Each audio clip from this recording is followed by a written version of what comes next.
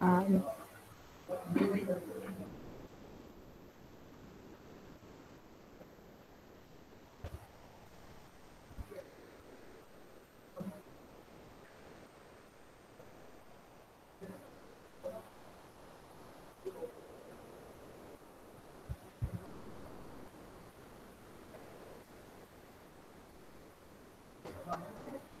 so our topic for today is proxemics and paralinguistic features.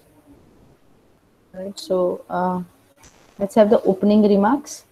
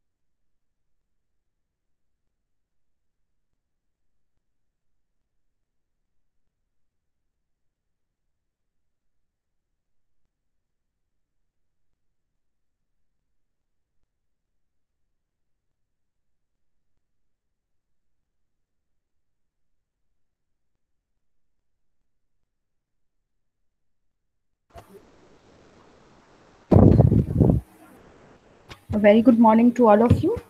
So for today, our topic is proxemics or space language and paralinguistic features. These are the two topics that we'll be covering today.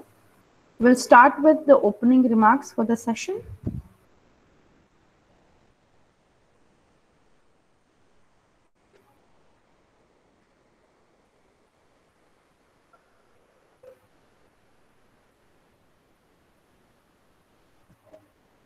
Who is taking the opening remarks for today? I think that was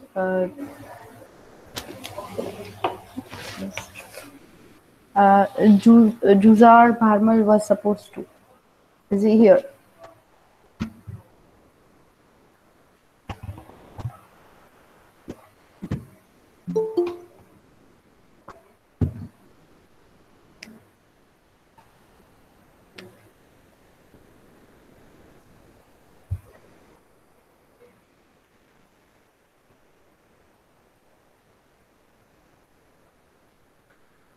Fine. The student is not here. We'll start with it anyway.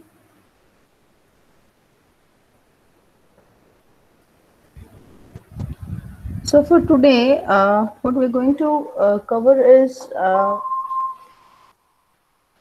proxemics, which is also called space language. Do not worry, it's not about aliens or space, but the space that we maintain between people when we talk. We'll also be dealing with paralinguistic features that are the features of your voice, beginning from your voice quality to the volume, the speed in which you speak, taking pauses in between, and the importance of using all these features while we are speaking. So,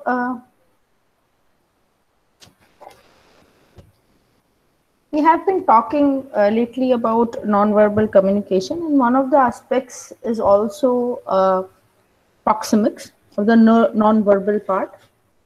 Whereas proxemics is technically, or the meaning of the word proxemics is the study of communication by the means of the space. Now, like, what do I mean by space? That's the distance between people, or the distance that you maintain while you talk. Now, a space communicates a larger meaning. It also actually is indicative of the power or the importance of someone. Let's say you take a faculty office. It is a little small comparatively. We are going to compare it.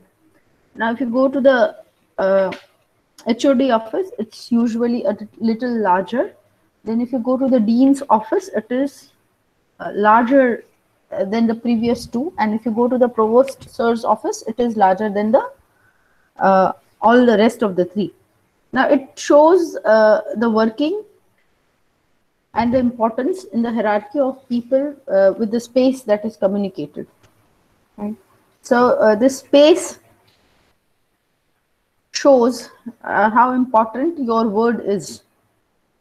Now that's about the environment or the infrastructure.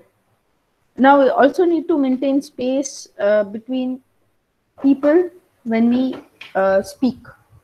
So how do we know what to maintain? So please remember this name, Edward T. Hall. That's the name of the person. And the name of the book is The Hidden Dimension. Now, Edward T. Hall in The Hidden Dimension has divided the space into 4 zones. There are 4 zones when you're talking about space in communication. The first zone is intimate zone. The second zone is personal zone. The third zone is social zone.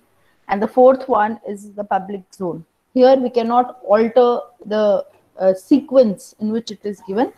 So to remember in a very simple way, you can always remember it as IPSP, intimate, personal, social, public.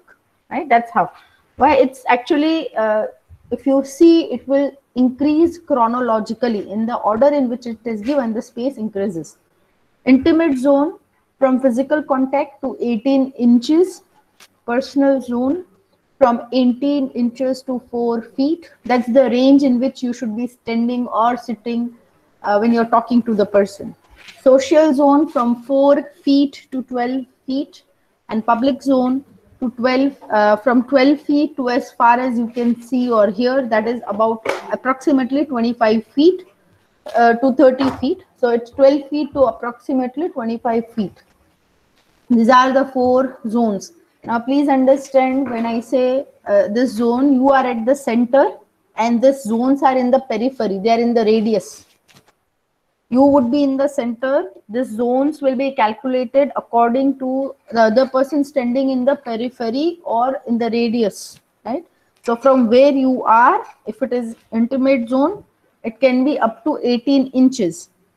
From where you are, if it is the personal zone, from 18 inches to 4 feet. That's the difference that you have between yourself or other people.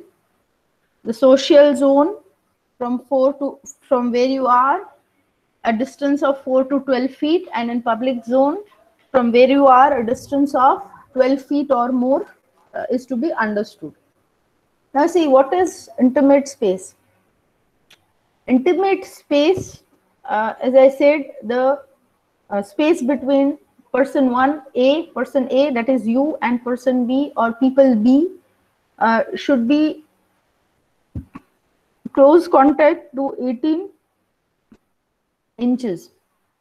Now this space is used in case of highly confidential talks and decisions which are concerned with sensitive subject matters. And because it's very near contact, this zone only special people can enter this zone. So it could be your family members, your close relatives, and your close friends. So how do we behave in the intimate space or the intimate zone of proxemics? We speak in low pitch voices. Most of the time it would be whispers. It could be a handshake, a pat on the back, an eye contact, etc. These are the body languages that we use in this zone. You can take a very simple example of a small baby and the relationship that a small child shares with the mother. Even when we grow up, the small relationship that we share with our parents and our siblings is most of the time the best example for the intimate zone or the intimate space. Why? Because if you see, if a small, very young child is crying and you just give it in the mother's hand, it will stop crying or it will be pacified. Why? Because of the touch. The child recognizes the touch of the parent. So there you don't have to shout on the kid to be quiet. Just a soft singing or a humming would calm the child. So the intimate space. The second option or the second thing that comes in the hierarchy is the personal space. Now this extends from 18 inches to 4 feet as mentioned. Here, this space is reserved for our friends and our extended, little extended family. Our first cousins could be here. We have normal conversation with people. And there is no whispering. There is not going to be any anything that's highly sensitive. A little talk that we can have with friends. Here we can have all our close friends here over here. Now in the intimate zone, whatever or whoever you will have would be your best friend. Okay, you have a group of friends, but if you have best friends, there'll be 3 or 4 that you can count from every phase of your life. Right? So in the personal space, more of your friends are included, a little more of the family is included. In the intimate space, as I said, in the family, it would be your immediate family. Immediate family is your brother and sister, your mom and your dad, your grandparents. That's it. Here, a little more relatives means your uncle and aunts and their kids. Now, if you move to the social space, it includes 4 feet to 12 feet. Now, in the social space, you have to be very formal.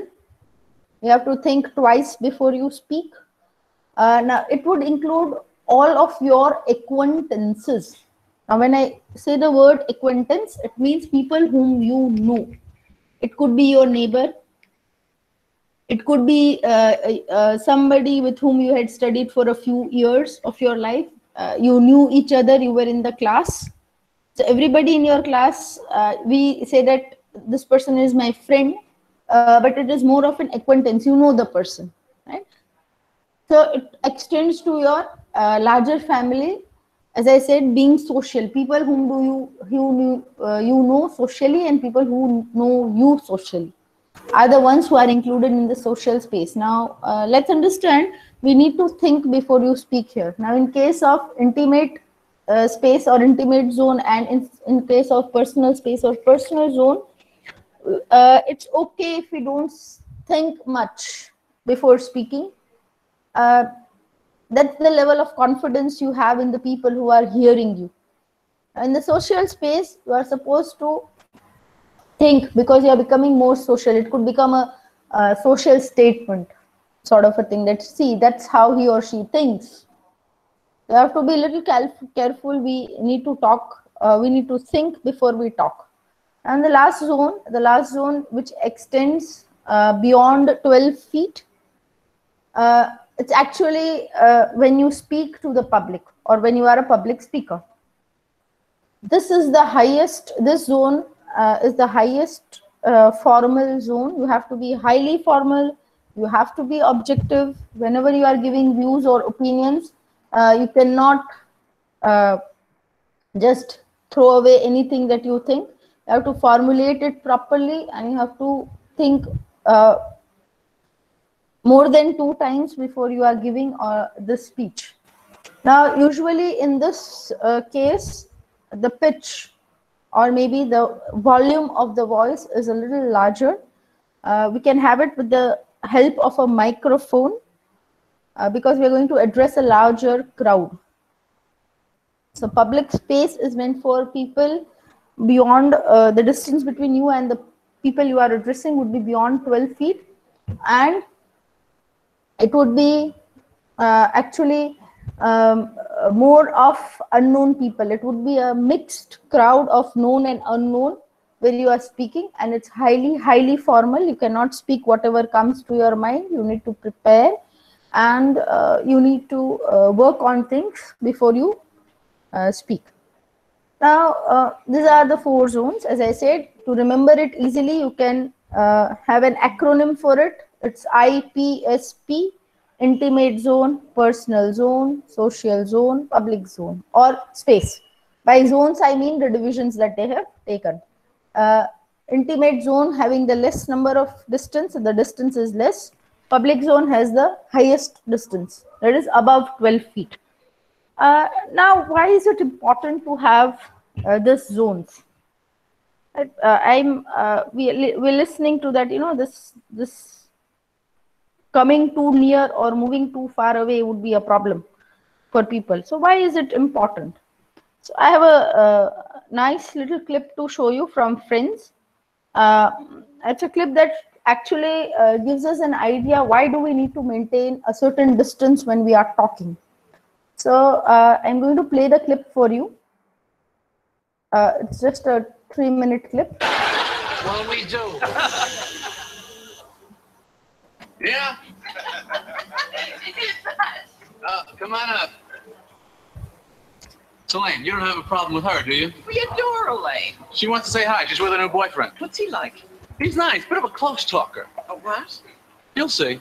Boy, I really had no idea that you felt this way about the Costanzas. They're exhausting. It's like being in an asylum.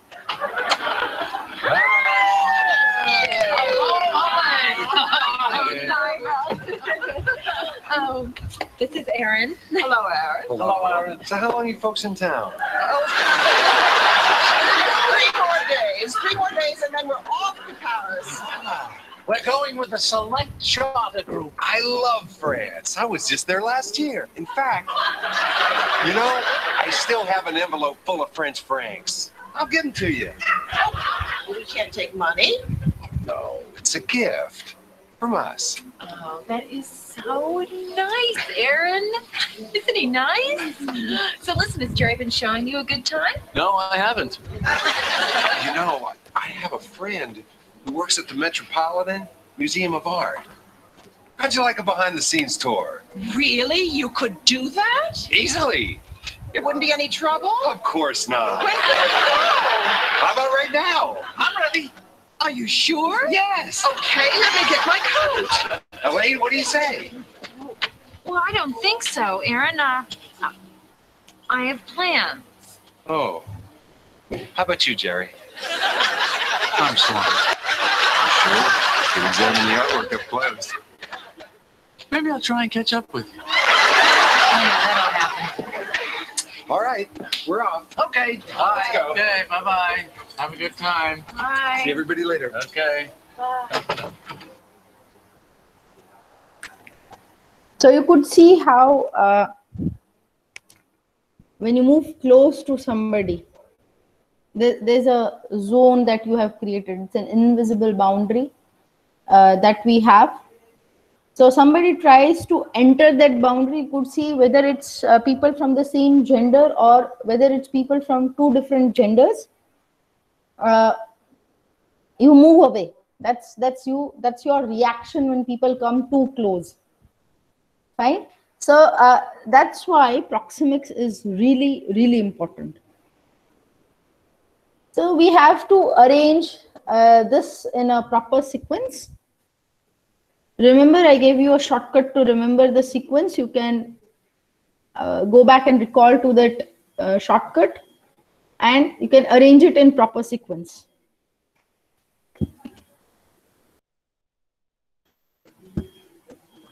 Quickly, if we can arrange it in proper sequence.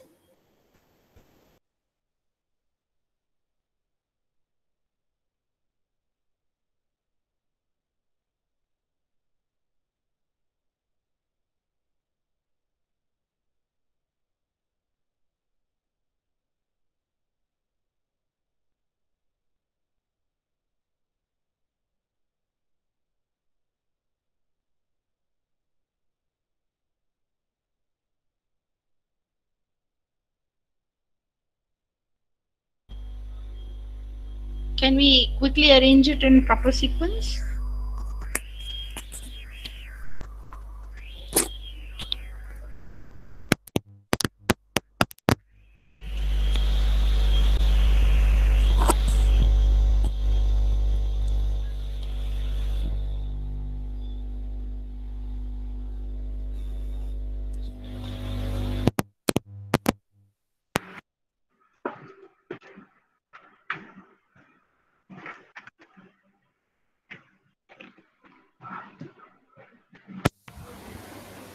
I'll give you the shortcut. That's IPSP. That's how you arrange it. Now arrange the two P's.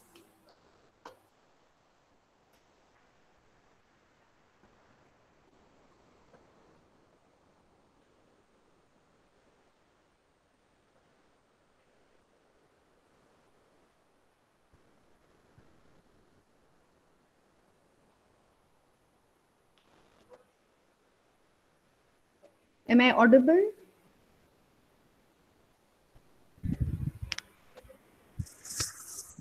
Ma'am, please read chat box. I have not got anything in the chat box. Just a minute, let me go to it.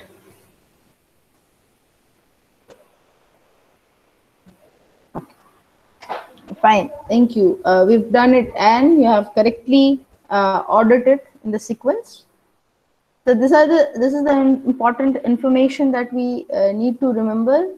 That is, in intimate zone, the range of the distance that you are supposed to maintain is from physical contact to 18 inches. Personal zone from 18 inches to 4 feet. Do not turn it into feet. Remember, the first two we are talking about quite nearity in the distance. So it's in inches, and then the rest is in feet. That is social 4 feet to 12 feet, public 12 feet to as far as one can see over here, that is approximately 25 feet, right? So the next topic we're having is, it's called paralinguistic features or vocalics. These are the two technical terms which you can note, paralinguistic features, and it's actually the synonym for vocalics or vocals. So the word para means like, and then therefore the meaning of the word paralanguage is like the language. That's actually, till now what we studied was kinesics and proxemics is a part of non-verbal, whereas paralinguistic is a part of the verbal. But it is a slightly changed way. It's not totally verbal. It actually affects the verbals that you speak. It does not actually involve any usage of voices, but it's actually the study of the use of the human voice, the way in which you pronounce words, the way in which you speak. Right? So there are different aspects to it, or different characteristics that we will go through. Now, how can we have something to deal with voice? We always know that our voice is a God's gift. You are gifted with it. You cannot choose. You cannot pick and choose. But surely, you cannot pick and choose, but you can always train yourself to become better. Right? So your voice is your trademark. It is your unique identity. And the way in which we use our voice would give extra spark to the words that you are using. Right. So there are different characteristics like quality, volume, speed, stresses, pause, and pronunciation in word. It all depends on how we speak. What do we mean? Right? I'll give examples in between so it's easier to understand. So the first characteristic of our voice is quality. The quality of the voice, we cannot change it. There are different qualities, like somebody's voice could be melodious, attractive, soft, nasal. It may be deep, it may be shrill, etc. It's because it's the trademark of our voice. We cannot change it to 100%, but we can train ourselves to speak better in the quality part. Right? The volume. Volume means how high or how low do you speak.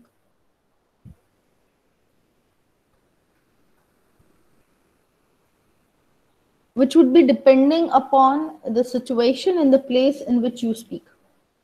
Let's say we take an example. If we are sitting in a class of 60 students, approximately, the voice of the teacher is usually louder.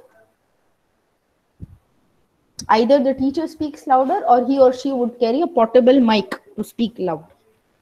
Now, the same set of students and the same teacher, when they are in the lab sessions, where the class is divided into batches of 20 each.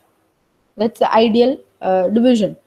The 20 students, the same teacher, the same set of students, but the voice becomes a little softer or little slow. Why so? Because the number of people has decreased, the size of the class has decreased, and that is why the voice becomes softer. It's audible even if the teacher speaks softly.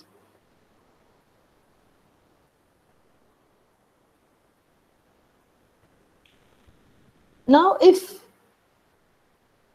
the teacher speaks very softly in the class, it would be audible only to the first few benches, and the last benches would always be asking, I did not get it. Right? So that's why the volume of your voice is always dependent on the situation and the place in which you are speaking. Too loud a volume could damage the listener's ears, and very soft and very low, the listener would have to, concentrate high on what has been spoken. So we need to manage it. You need to try and manage it according to the situation. Why I gave the example of a teacher? Because you have practically been with teachers where in the classroom the same teacher would speak a little loudly, when in the lab sessions the teacher would become a little soft. So what I'm trying to help you with is, you can never say that, my voice is like that only, I can not do anything about it. We have teachers and we have examples that we live with every day. We would not have noticed, but now you can remember, recall and notice that, the same teacher speaks very loud in the class, but when it comes to lab sessions, or when I go and meet the teacher personally in his or her in his or her office, the volume becomes slow. So that's what I'm trying to tell you, that though our voice is God gifted, we can train it to behave in a certain situation in a certain way. The third quality is speed. The speed here means the pace of our speaking. Right? If we speak too fast, the listener or the audience may not be able to comprehend. Let's say I start reading very fast and I say that we are going to talk about paralinguistic features, and I'll be talking about proxemics and things like that in today's lecture. Some of you would miss it. In the initial stages, when I have not told you about the technical terms that I have been using. So before the time you comprehend proxemics, I've already moved to paralinguistic. If I go really, really, really slow, it becomes like little boring, because the listeners would be waiting and waiting. Is she going? Has he or she finished, or are they going to still speak more? Right. So we have to accommodate in our academic, or maybe habituate ourselves to speak in a speed in which the audience or the listener can understand us. Actually, the human mind is like a sponge. So when water spills and you put a sponge, it takes a few seconds for the sponge to absorb that water. Similarly, when you are speaking, it takes a few seconds for the human brain to absorb what is being spoken. We do not remember, most of us don't remember everything. We'll remember the main words or the important words or the key words. So maybe after today's lecture, you'll remember two things that we did. One was proxemics, which is into 4 zones. Second was paralinguistic, which is related to our voice, that we can comprehend right away. Once you start reading the reference book, you will remember the details as well. And that's how the human mind works, like the sponge, to absorb things. Next is the word stress. Putting proper stress is important. What do you want the person to understand?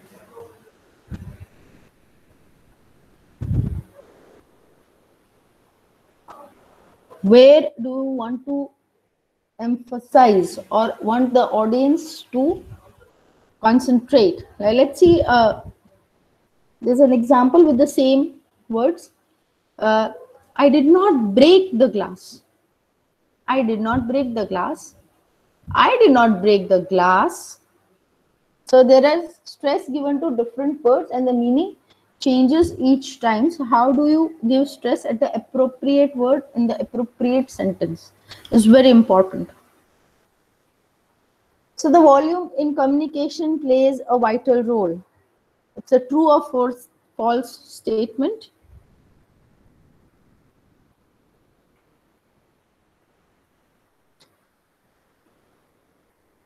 Very good. You're all correct. The answer is true. As I said, we mentioned that why volume is important. Now, pauses are also important. Now, it should not be a non-stop sentences. Full stops are given for a reason in the sentence. The reason is not only that the speaker gets breathing space, but the listeners get time to absorb what is important, right?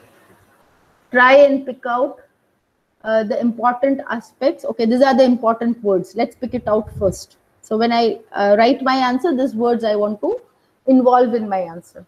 So that's why pause is important. Does not mean that you keep silence for 5 minutes and then you start speaking. Pauses in terms of seconds, 30-second pause.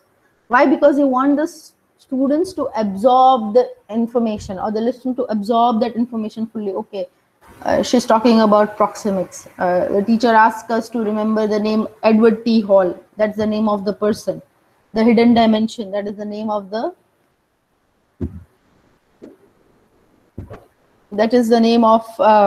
the book. So what did he write in the book? He wrote about the 4 zones. Right? So you have to pause. If you recall back, your teachers would always pause at information which is very important. They'll say, this is very important, this formula, this is the shortcut, and then he or she will wait, right? So that you could understand and grasp that this is very important. You need to note it down somewhere, or you need to highlight it in some way that you recall during your times of exam, that this is very important. Right? To digest the statement is what we say that. And pronunciation. Now here pronunciations would vary from person to person depending on the way he or she has been taught the language. Also depending on where he or she belongs. There would be a little influence of our mother tongues on our language. But what is expected is you speak the pronunciation that is generally accepted. Bad pronunciations would actually turn the listener, turn your conversation with the listener into a big nightmare.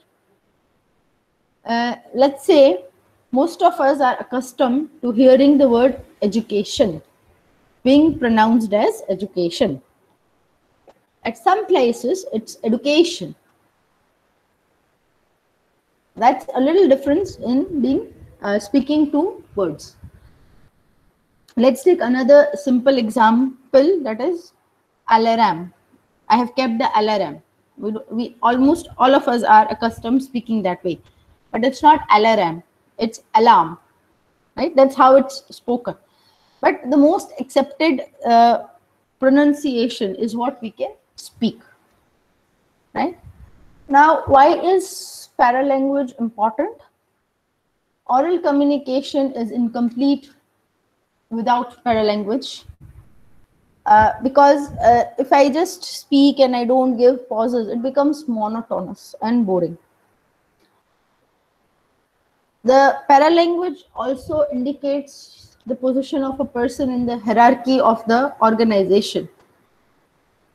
Let's say the tone by which you are speaking determines whether you are an employee, you are the employer, or you are the senior or the junior. This all is reflected in the paralanguage part. You can improve your paralanguage by listening to good speakers. As I said, paralanguage is like language but not language, so you cannot fully rely on it. You cannot change your paralanguage overnight because you are habituated. It will make a slow and gradual change. Because of the influence of your first language, that is your mother tongue, at times it is difficult. Even in the mother tongue itself, it is difficult with the paralanguage. I'll give you a very simple example. Even in your mother tongue, let's take the example of your mother tongue over here. The Gujarati that we speak in Rajkot is different from the Gujarati that is spoken in Ahmedabad. Gujarati spoken in Ahmedabad is different from what is spoken in regions of Mehsana, which is entirely different from what is spoken in the areas of Surat. Right? You can see an influence with the same Gujarati language. If we can have this influence in, or maybe this language influence that you can see in your mother tongue, the same would happen with English as well. That's why we're taking an example of Gujarati, because we are well acquired with this different Gujarati being spoken. I hope we are clear for today. Do we have any questions?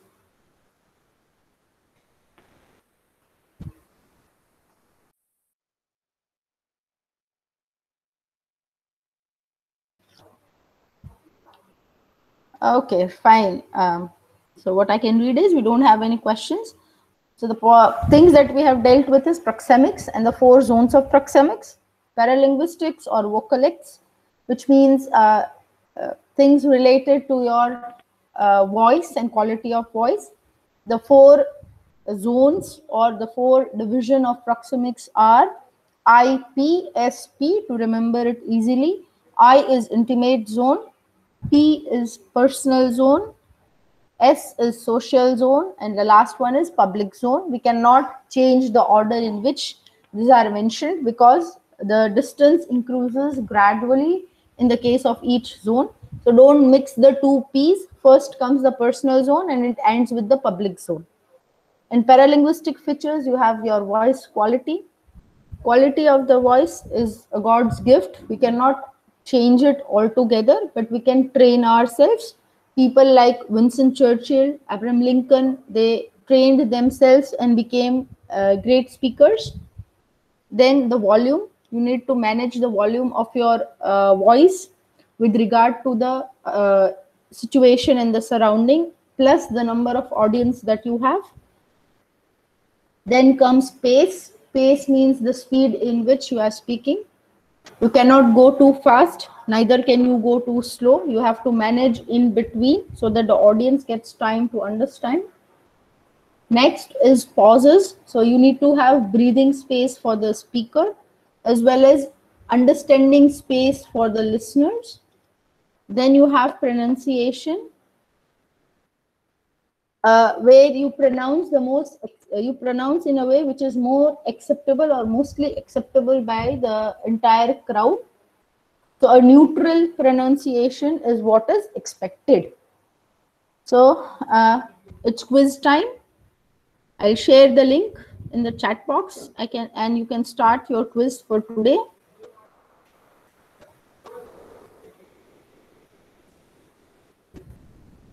The link has been shared and you can begin your quiz.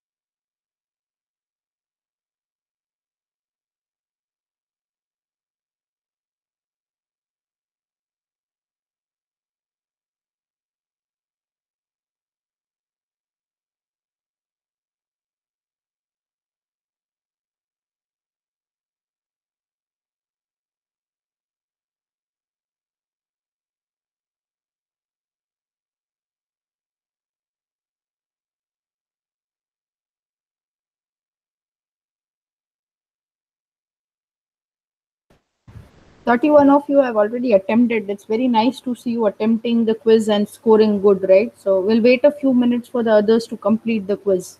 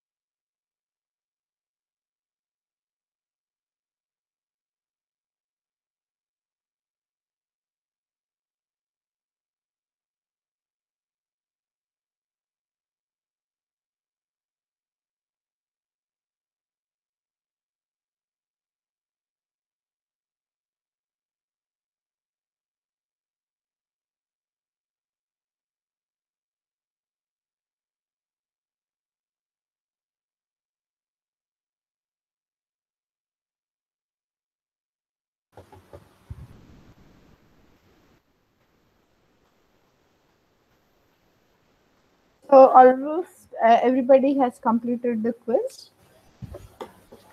And it's nice to see that you're scoring good on the quiz, paying attention to the little details that are given. So after the quiz, it's a time for attendance. So I'll just call out your last digits of your enrollment number. So you can make it a little quick.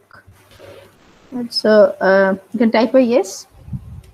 So Mehak has already said a yes to me. 5, 8, 9,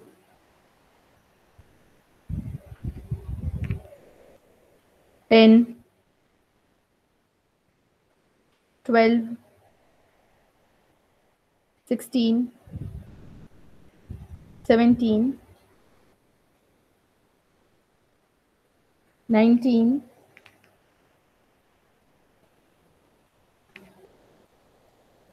24,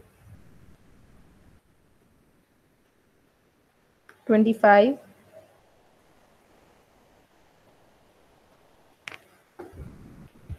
26, 29, 31, 34, 34, 35,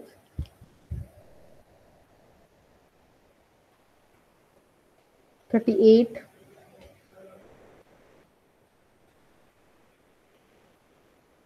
44,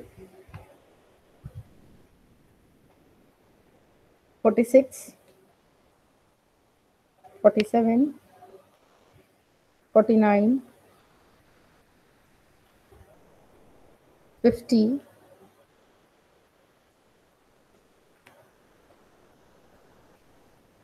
50 is present. Okay, 51, 53, 54, 56,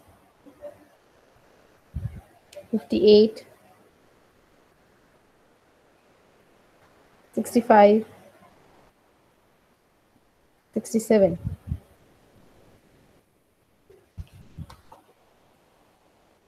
68, 69, 72, 73, 82, 85, 89, 91, 96, 100, 101, 102, 103, 106,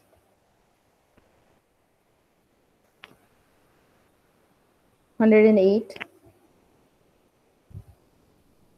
117,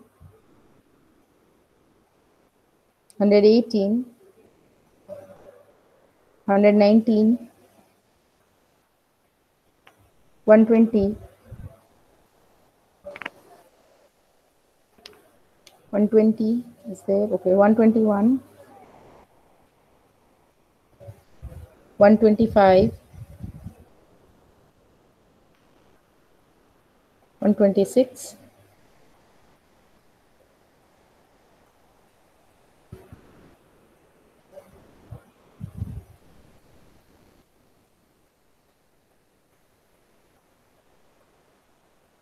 131,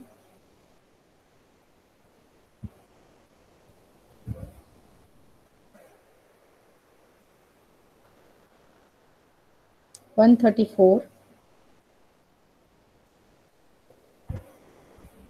and 144. Ma'am,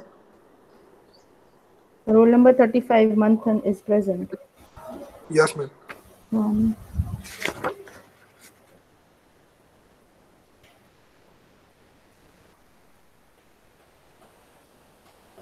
so how come only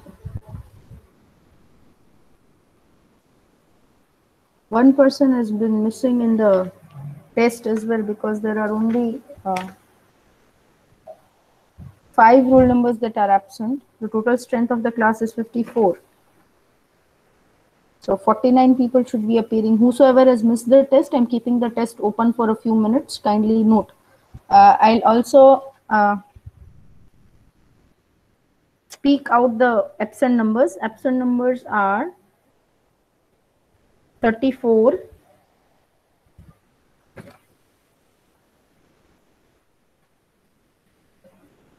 121, 131, 134, and 144. If somebody is missing, please tell me if your name is in the absent. These are the people who are absent. Fine. For the next lecture, please note down the vocabulary. There are only 2 words. The first word is interpersonal, and the second word is intercultural. These are the 2 words that we'll be dealing with in the next session.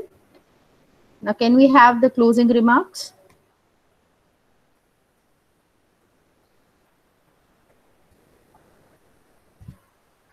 The closing remarks, please.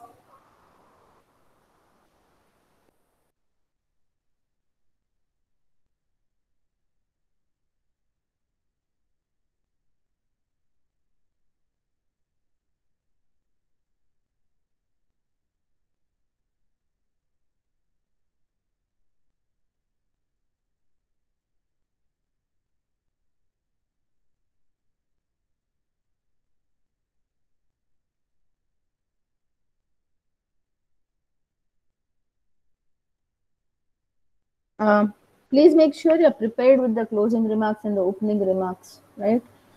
I already concluded it, but once again I'll revise what we did. Was 1, we did with 2 topics, proxemics and paralinguistics. Proxemics means a space or the language of the space. How do you measure space when you are talking? And paralinguistic features are vocalics or features of the voice quality, which you cannot control, but you can surely train yourself to become better. Right. So thank you, class. Thank you for today and have yourself a very nice day.